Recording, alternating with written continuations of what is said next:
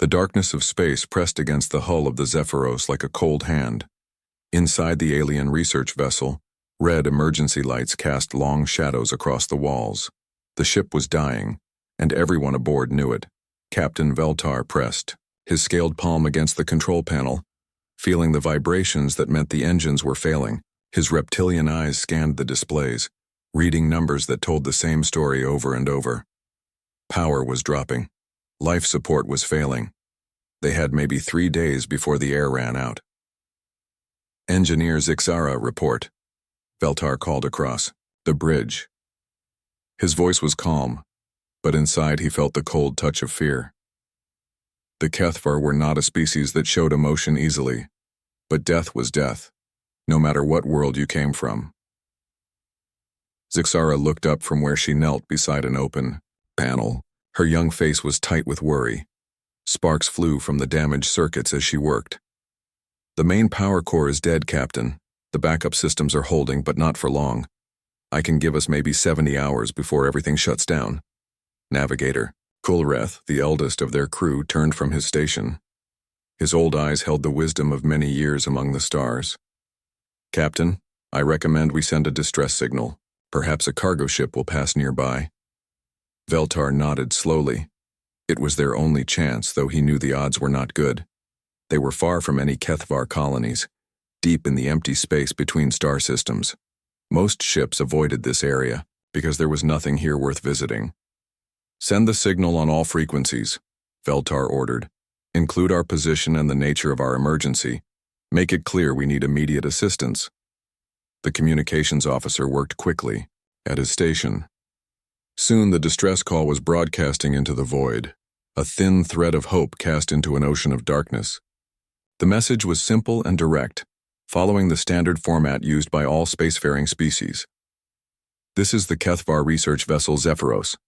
We are experiencing critical system failure, life support failing, 6 crew members aboard, requesting immediate assistance. Our position is... The message repeated over and over, sent in multiple languages and codes. Hours passed. The ship grew colder as the heating systems struggled to work with failing power. The crew gathered in the bridge, the warmest part of the ship.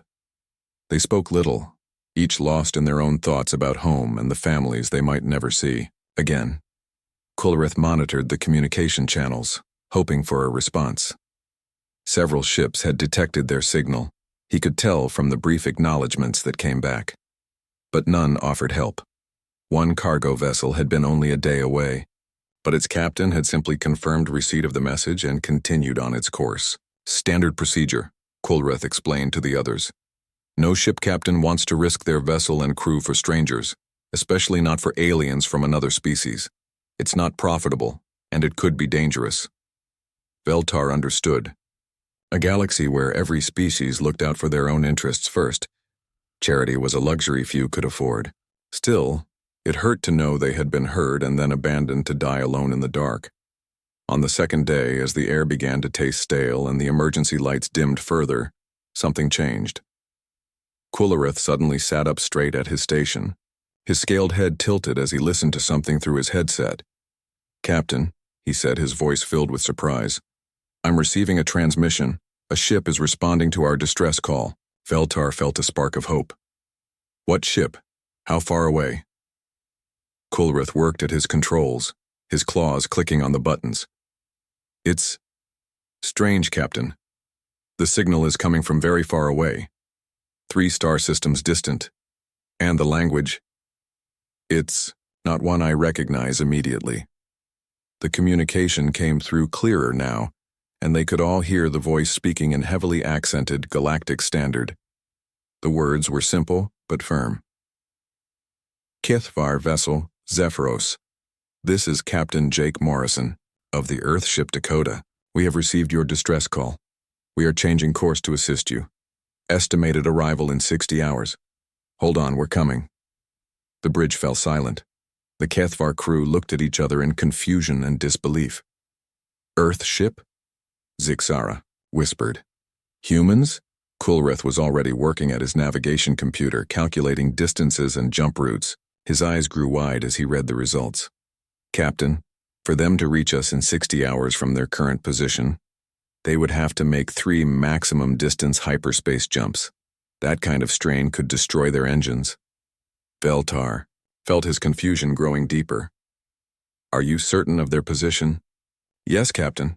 I'm tracking their signal now. They're risking everything to reach us, but why? We have nothing to offer them. We're not even the same species. Navigator Coolreth pulled up what little information their databases contained about humans. The records were brief and sometimes contradictory. Humans were described as unpredictable, emotional, and dangerously willing to act without calculating the risks. Most galactic powers considered them unstable trading partners because they made decisions based on feelings rather than profit. Perhaps they want something from us, Veltar suggested. Our research data, or they plan to hold us for ransom. But even as he said it, he didn't believe it. The human captain's voice had sounded genuine, concerned, as if he truly cared about the fate of 6 strangers from another world. The hours crawled by. The Dakota maintained regular contact, updating them on their progress. Captain Morrison's voice became familiar, a steady presence in the growing cold and darkness of their dying ship. He asked about their condition, their needs, whether anyone was injured. He spoke to them like they mattered. Other voices joined the communications. A woman named Amy Parker gave them navigation updates. A man called Tony Rodriguez asked technical questions about their ship's systems. Someone named Lisa Grant simply talked to them, asking about their home world and their families, keeping their spirits up during the long wait. As the 3rd day began and their air grew thin, Sixara managed to pick up other transmissions on the human military frequencies. What she heard made no sense to her logical Kethavar mind. Captain, she reported, I'm detecting at least 4 other human vessels. They're all changing course toward our position. Some are even farther away than the Dakota. Veltar stared at her. 4 more ships? Why would they send so many vessels to rescue 6 aliens? I don't think they're being sent, Captain, Coolreth said slowly, studying the communication patterns. I think they're coming on their own. Each ship captain is making the decision independently. The idea was so alien to their way of thinking that none of them could quite grasp it. In Kethvar society, resources were used efficiently. 1 ship would be sent if it was profitable to do so. Sending 5 ships to rescue 6 individuals was wasteful beyond comprehension. But the humans kept coming, their voices filling the darkness with hope and the promise that no one would be left to die alone in the void.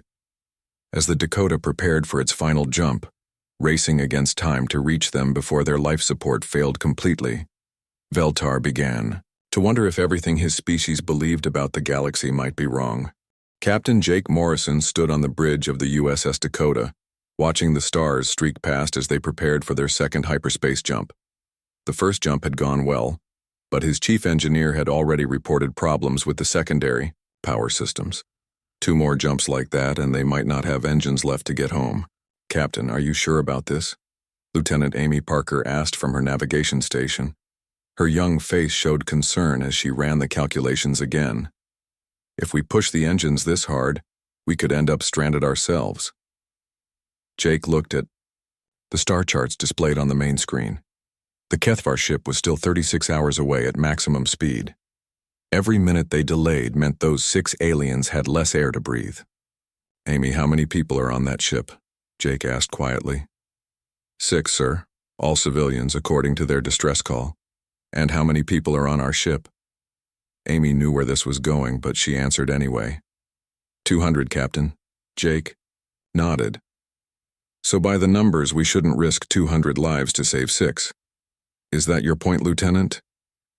The bridge crew listened carefully. This was the kind of moment that defined a captain and his crew.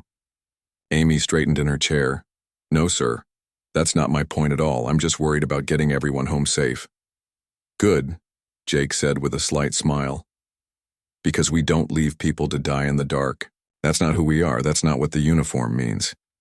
He turned to address the entire bridge crew. Any of you have a problem with that? Chief Engineer Tony Rodriguez spoke up from his station. Captain, I've got to be honest.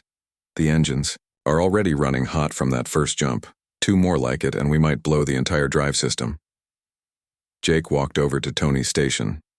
The older man had served with him for 3 years, and Jake trusted his judgment completely. "Tony, can we make the jumps?" "Probably, sir, but probably isn't the same as definitely." "What are the odds?" Tony thought for a moment, checking his readings. First jump was easy. Second jump, maybe 80% chance of success. Third jump, he shook his head. 50-50 at best. And if we make it, we'll need major repairs before we can jump again. Jake considered this. 200 human lives against 6 alien ones. The smart choice was clear. The safe choice was obvious. But safety and intelligence weren't the only things that mattered. Communications. Get me the other ships in our patrol group. Lisa Grant worked at her station. "Channel open, Captain. All ships, this is Dakota Actual. We are proceeding with rescue operations. Any vessel able to assist, please respond." The replies came quickly. Captain Steve Miller on the Arizona was 4 systems away but changing course immediately. The Colorado, under Captain Maria Santos, was even farther but also heading their way. The Texas and the Nevada were both altering their patrol routes to offer support. Jake felt a warmth in his chest. This was why he loved serving with humans. When someone needed help, they didn't ask what was in it for them. They asked how fast they could get there. "Captain," Lisa said, "I'm getting a message from the HFY ship. They want to know why so many of our vessels are responding." "Tell them," Jake said. "That's just what we do." The second hyperspace jump began badly. As soon as they entered the jump tunnel, alarms started blaring. The engine room reported power fluctuations and overheating in the main drive cores. Sparks flew from control panels as systems strained beyond their design limits. "Engineering. To bridge." Tony's voice crackled over the intercom. "We've got problems down here. Power coupling is failing on Deck 7. If it goes completely, we'll drop out of hyperspace in the middle of nowhere." Jake grabbed the intercom. "Can you fix it?" "Working on it, Captain. But I need 10 minutes, and we've only got 8 before the jump ends." Amy looked up from her station.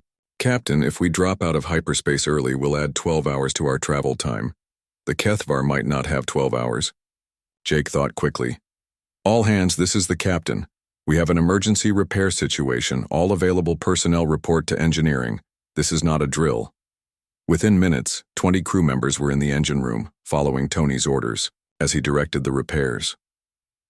Humans worked side by side, some holding tools, others providing light, all doing whatever they could to keep the ship moving towards 6 aliens they had never met. Lisa maintained contact with the Zephyros throughout. "The crisis. Captain Morrison wants you to know we're still coming," she told the HFY crew. "He says to hold on just a little longer." On the alien ship, Navigator Quilrith listened to the human communications with growing amazement. "They're risking everything," he told Captain Veltar. "Their engine room is full of crew members working to save us. People who don't know our names, who have never seen our faces." The second jump ended successfully, but barely. The Dakota dropped back into normal space with smoke pouring from several control panels and half their secondary systems offline. But they were still moving, still heading toward the stranded aliens. "Damage report," Jake ordered. Tony's voice came back tired but determined. "We made it, Captain. But the third jump is going to be rough. Real rough. I can't guarantee we'll have engines left when it's over." Jake looked around his bridge. His crew was tired, worried, but still ready to do whatever it took. "Tony, what do you need for the repairs?" 4 hours minimum, Captain, maybe 6 to do it right." "You've got 2 hours, Jake said. "Because in 2 hours and 15 minutes, we jump again, ready or not." Amy checked her calculations. "Captain, even if we make the third jump perfectly, we'll arrive at the HFY ship with only hours to spare. Their life support will be almost gone." "Then we better not waste any time," Jake replied. Throughout the ship, humans worked with desperate efficiency. They knew that 6 lives hung in the balance, and that was enough. It didn't matter that those lives belonged to aliens. It didn't matter that there was no reward for saving them. It only mattered that somewhere in the dark, people were dying, and they had the power to help. Lisa continued talking with the Kethvar crew, learning their names, their hopes, their fears. She told them about Earth, about human families, about the things that made life worth living. Her voice became a lifeline for the aliens, proof that someone cared whether they lived or died. As the Dakota prepared for its final, most dangerous jump, Jake looked out at the stars and thought about duty. Not the duty written in regulations or mission orders, but the deeper duty that connected all living things. The duty to help when help was needed, to stand up when others fell down, to make sure that no one died alone in the darkness. The third jump would either save 6 lives or doom 200. But Jake Morrison never considered not making it because that was what it meant to be human. The third jump nearly killed them all. The USS Dakota dropped out of hyperspace with fire spreading through 3 decks and half the ship's systems failing. Emergency alarms screamed through the corridors as crew members fought to contain the damage. But they had made it. The Kethvar ship Zephyros floated in the darkness ahead, its hull dark except for a few emergency lights. Captain Jake Morrison stood on his bridge, smoke stinging his eyes as damage reports flooded in. His ship was hurt badly, but they were alive and they had reached the aliens in time. Life support readings on the alien vessel? Jake asked. Amy Parker worked frantically at her damaged console. Very low, Captain. Maybe 6 hours of air left and their heating has failed completely. They're probably freezing. Tony, how are our engines? The chief engineer's voice came back grim. Dead, Captain. We're not jumping anywhere until we get major repairs. Could take weeks. Jake nodded. He had expected this. Lisa, contact the Zephyros. Tell them we're here to help. Lisa Grant opened the communication channel. Her voice was warm and reassuring as she spoke. Kethvar vessel Zephyros, this is the Dakota. We're alongside and ready to assist. How is your crew? Captain Veltar's reply came back weak but filled with disbelief. Dakota, we cannot believe you came. You risked your ship for us. Why? Jake took the communicator from Lisa. Because that's what people do for each other, Captain. We're going to get you out of there. Within an hour, the first rescue shuttle was flying between the 2 ships. Dr. Helen Stone led the medical team aboard, carrying equipment adapted for alien physiology. She had spent the journey studying what little they knew about Kethvar biology, preparing to treat injuries or illness in a species she had never seen before. The shuttle docked with the Zephyros and Helen was the first human to step aboard the alien vessel. The air was thin and cold and she could see her breath in the dim emergency lighting. 6 reptilian faces looked at her with a mixture of hope and suspicion. I'm Dr. Stone, she said in simple galactic standard. I'm here to help. Are any of you injured? Engineer Zixara stepped forward hesitantly. I hurt my arm when the power core exploded, but why do you care? We cannot pay you for medical treatment. Helen looked confused. Pay me? You're hurt, so I help you. That's what doctors do. She examined Zixara's arm gently, her scanner adapting to alien bone structure. The arm was broken, but Helen could treat it easily. As she worked, she talked to the young alien, asking about her pain levels and explaining what she was doing. Your bone density is different from humans, Helen said as she applied a medical brace. But the healing process should be similar. This will keep your arm stable while it mends. Zixara stared at the human doctor. You studied our biology? For us? Of course, Helen said simply. I couldn't help you properly without understanding how your bodies work. Meanwhile, Tony Rodriguez had arrived with an engineering team. He found the Zephyros' engine room and began working alongside Zixara to restore power. The 2 engineers quickly discovered they could communicate through the universal language of technology, even when words failed them. Your power coupling is fried, Tony said, pointing to the damaged components. But we can bypass it here and reroute through the secondary systems. Zixara watched him work with growing amazement. Tony was not just fixing their ship, he was improving it. He added human components that would make their systems more efficient and reliable. Why are you making our ship better than it was? She asked. Tony looked up from his work, grease on his hands and a smile on his face. Because if I'm going to fix something, I might as well fix it right. Besides, you might need these improvements if you run into trouble again. On the bridge of the Zephyros, Captain Veltar faced Captain Morrison through a video link. The human captain looked tired, and Veltar could see smoke in the background of the Dakota's bridge. Captain Morrison, Veltar said formally, we must discuss terms. What do you want in exchange for this rescue? Our research data? Rights to our technology? A trade agreement with our government? Jake looked genuinely puzzled. Terms? I don't understand. Payment, Veltar explained. Compensation for your efforts. Your ship is damaged because of us.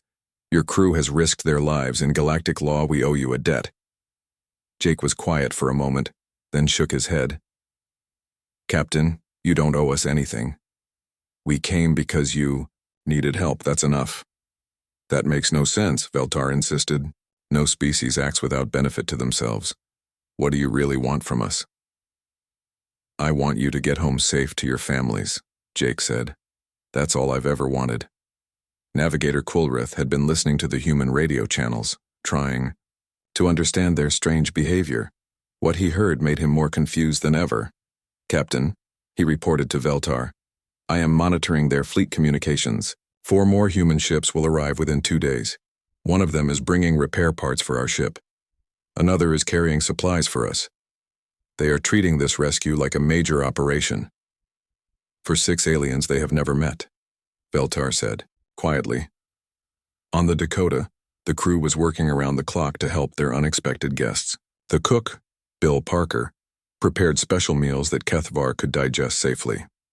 The entertainment officer, Sarah Jones, provided music and videos to keep the aliens comfortable during the repairs. Even off-duty crew members volunteered to help with the rescue efforts. Lisa Grant continued her role as the primary contact with the Kethvar crew. She learned their names, their jobs, their hopes for the future. She told them about Earth, about human culture, about the families waiting for the Dakota to return home. Do all humans act like this? Zixara asked Lisa during one of their conversations. Act like what? Lisa replied. Like we matter. Like our lives are important to you. Lisa thought about this. All lives are important. That's not special to humans. Is it? Yes, Zixara said softly. It is very special. Dr. Helen Stone had set up a medical station aboard the Zephyros and was treating the effects of their ordeal. Malnutrition, cold exposure, and stress had weakened all 6 aliens. But as she worked, she also talked with them, learning about their culture and sharing stories about human medicine. On our world, Navigator Kulrith told her, doctors work only for payment. They would not treat aliens without a contract. Helen paused in her work. That's sad. How do you help people who can't pay? We don't, Kulrith admitted. It is not efficient, but it's not right either, Helen said gently. As the hours passed and the repairs continued, the Kethvar crew began to see something they had never imagined before. They watched humans work together, not for profit or personal gain, but simply because it was the right thing to do. They saw crew members share their food, their time, and their skills with strangers from another world. Most surprising of all, they began to understand that this was normal for humans. This was not special behavior brought out by unusual circumstances. This was simply how humans treated people who needed help. Captain Veltar sat in his repaired captain's chair, watching human engineers work to restore his ship's systems. His worldview, built over decades of cold logic and calculated self-interest, was crumbling around him. Perhaps, he said to himself, we have been thinking about the galaxy all wrong. 2 days later, the space around the stranded ships looked like a small fleet gathering. The heavy cruiser USS Oregon arrived first, its massive hull dwarfing both the Dakota and the Zephyros. Admiral Susan Blake came aboard the Dakota to assess the situation, and what she found surprised even her. Captain Morrison, Admiral Blake said as she toured the rescue operation, you've turned this into quite the operation. 4 ships, over 800 personnel, and enough supplies to build a small space station. Jake walked beside her, showing her the progress they had made. The Kethvar needed help, Admiral. We gave it to them. At considerable cost, the Admiral noted. The Dakota will need 3 weeks in dry dock. The Arizona diverted from a critical patrol mission. The Colorado used up 2 months of emergency supplies, and we've exposed our patrol patterns to anyone monitoring our communications. Jake stopped walking and looked at her. Are you saying we should have left them to die? Admiral Blake smiled. Absolutely not, Captain. I'm saying I'm proud of you and your crew. This is exactly what the Earth fleet should be doing. She turned to watch human and Kethavar crew members working together to repair systems on both ships. What I want to know is how the aliens are handling all this attention. On the Zephyros, Navigator Kulreth was asking himself the same question. He had spent 2 days studying human behavior, and everything he observed contradicted his understanding of how intelligent species should act. Engineer Zixara, he called to his young colleague, come see this. Zixara approached his station, where Kulreth had multiple displays showing ship movements throughout the sector. What am I looking at? Human fleet positions for the past week, Kulreth explained. Watch what happens when our distress call goes out. The display animated, showing the movement of human ships across dozens of star systems. As the distress signal spread, ship after ship altered course toward their position. Some came from 3 systems away. Others abandoned patrol routes or cargo runs to offer assistance. They all responded, Zixara whispered. Every ship that heard our call. And look at this, Kulreth continued, bringing up another display. Communication traffic between human ships during the rescue. They're coordinating supplies, sharing repair equipment, organizing duty shifts. They're treating 6 stranded aliens like a major military operation. Captain Veltar joined them at the navigation station. His arm was in a medical sling from Dr. Stone's treatment, but he moved with more energy than he had shown in days. What have you discovered? He asked. Kulreth pulled up a galactic database entry. I've been researching human rescue operations, Captain. What I found is disturbing. The display showed dozens of incident reports spanning several years. Humans rescuing Arctarian merchants from pirates.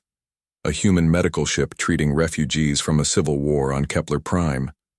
Human engineers repairing a disabled vegan research station for free. This is not unusual behavior for them, Kulreth continued. In fact, humans have a dedicated branch of their Space Force that does nothing but search and rescue operations. They call it the Emergency Response Fleet. Veltar studied the reports. These rescues, they helped species that were hostile to Earth, species that had refused trade agreements or territorial negotiations. Yes, Captain. And in several cases the humans lost ships or crew members during these rescue operations. But they kept doing it. Zixara was reading over their shoulders. Look at this report from the Centauri Council. They classified human rescue operations as destabilizing to established galactic order. They say humans are unpredictable because they help others without calculating political or economic benefit. The Rigel Federation has a similar report, Kulreth added. They warn their ships to avoid human space because humans might try to help them if they have problems. Veltar felt something cold in his stomach that had nothing to do with their recent ordeal. They consider human kindness to be a threat. Not just kindness, Captain. The reports say humans refuse to follow accepted protocols for interspecies relations. They don't abandon other species when it's convenient. They don't calculate the cost of helping others. They just, help. At that moment, Dr. Helen Stone appeared on their bridge, carrying a medical kit and wearing a concerned expression. Captain, Veltar, I wanted to check on your arm, she said in her careful galactic standard. How is the pain? Veltar looked at this human female who had spent hours learning alien medicine just to help him. Dr. Stone, may I ask you something? Of course.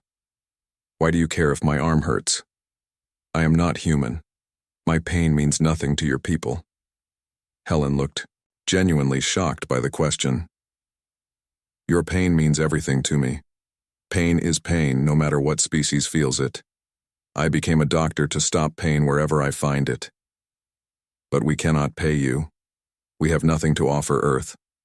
Helen sat down beside him, her face kind but puzzled. Captain, I don't want anything from you. I want you to heal properly and go home to your family. That's payment enough for any doctor. After she left, the three Kethvar sat in silence for a long time. Finally, Veltar spoke.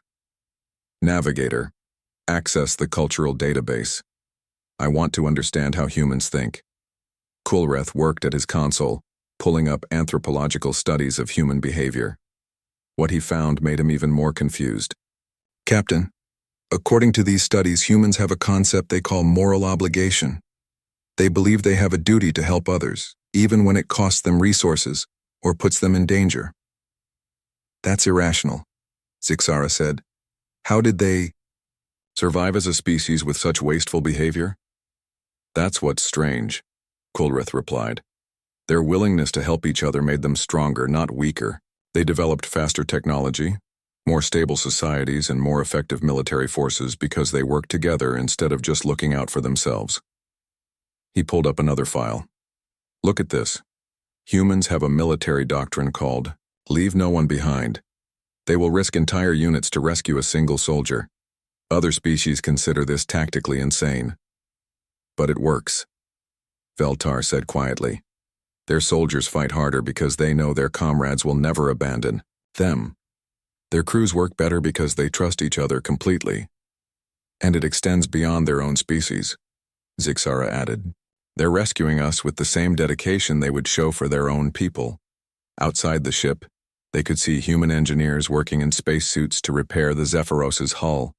The work was dangerous and difficult, but the humans performed it with the same care they would use on their own vessels. Captain, Kulreth said slowly, I think we need to reconsider everything we believe about survival and success in the galaxy. Admiral Blake was having a similar conversation with Captain Morrison on the Dakota. Jake, I've been reading the reports about these aliens. Their species has some of the most advanced technology in the galaxy, but they've never developed effective alliances or mutual aid agreements. Because they don't trust each other, Jake replied. Everyone looks out for themselves first. Which makes them weaker overall, the Admiral continued. They're vulnerable to exactly the kind of emergency that happened here. One ship in trouble and they're on their own, while we sent 5 ships without hesitation. Exactly. Our inefficient behavior makes us more effective as a civilization. Our willingness to help others creates loyalty and cooperation that no amount of technology can replace. Jake looked out at the Kethvar ship, where human and alien engineers worked side by side. Do you think they understand that, Admiral? I think they're starting to, and I think that might change everything. 3 days later, the Zephyros was ready to fly again.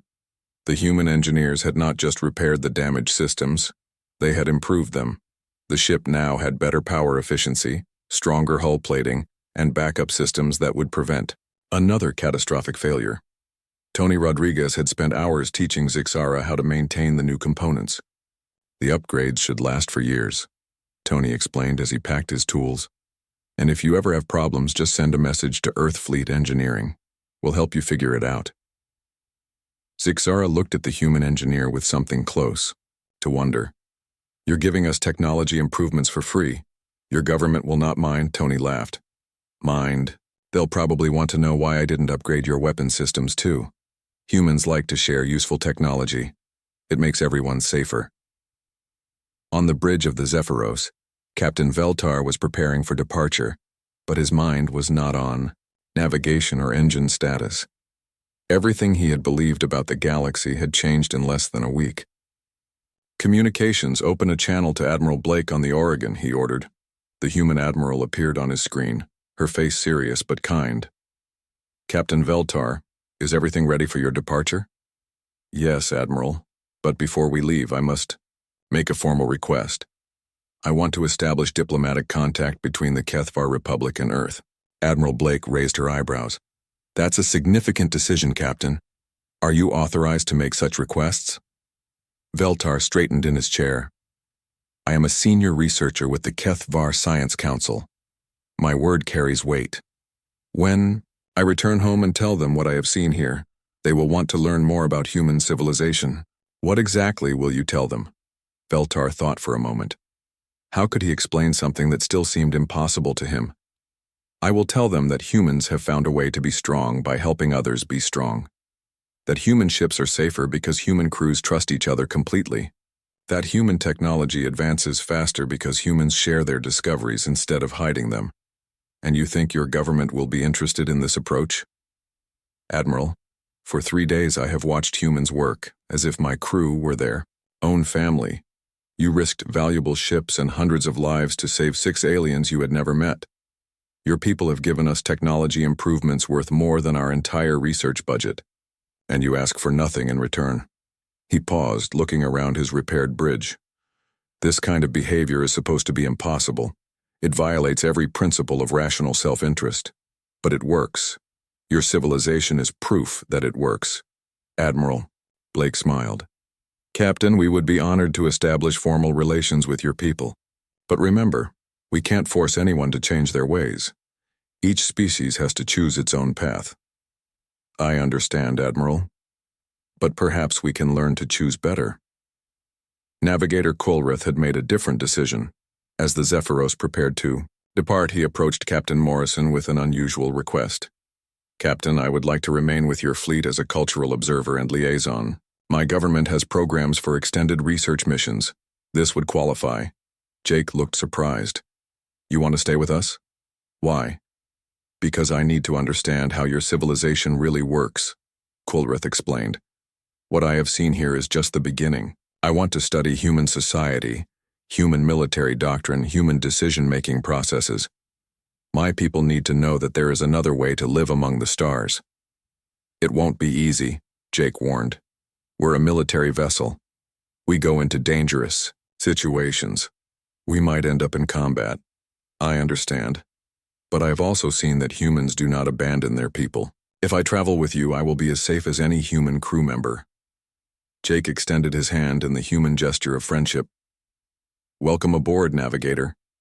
Dr. Helen Stone was saying goodbye to her Kethvar patients when Zixara approached her with a small device. Dr. Stone, this is a medical scanner adapted for human physiology. I made it based on what I learned watching you work. It can detect illnesses that your current equipment might miss. Helen accepted the device with surprise. Zixara, this is incredibly valuable.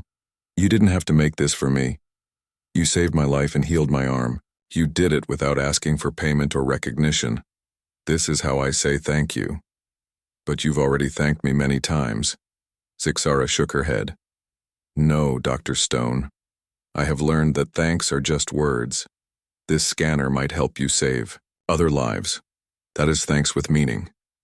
Helen looked at the young alien engineer with new respect.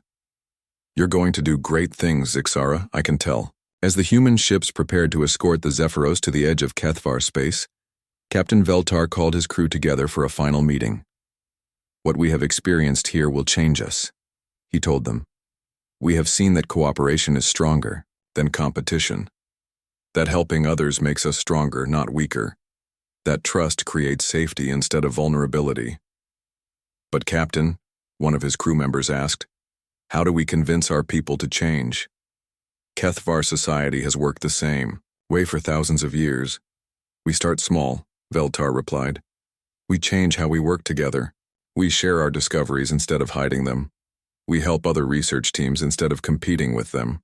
We show our people that the human way can work for us too. Engineer Zixara spoke up. I want to design new safety systems for our ships, systems that automatically send distress calls to anyone nearby, not just Kethvar vessels. If we're going to ask for help from other species, we should be ready to help them too. Excellent idea, Veltar approved. Navigator, when we return, I want you to prepare a full report on human fleet organization and rescue protocols. We need to understand how they coordinate so many ships across such vast distances. Already done, Captain. I have 300 pages of notes and recommendations. 2 weeks later, the Zephyros crossed into Kethvar space escorted by the repaired USS Dakota. At the border, the ships said their final farewells. Captain Morrison, Veltar's voice came over the communication channel. How do we repay a debt that cannot be measured? You don't owe us anything, Captain. Just get home safe. No, my friend, we owe you everything. Our lives, our understanding, our future. But perhaps we can repay this debt by becoming the kind of people who would have rescued you. Jake smiled. That would be payment enough. 6 months later, Navigator Kulrith stood on the bridge of the USS Dakota as they responded to another distress call. This time, the ship in trouble belonged to the Rigel Federation, a species that had been hostile to humanity for decades. Captain, Amy Parker reported, the Rigel ship is refusing our assistance. They say they don't want help from humans.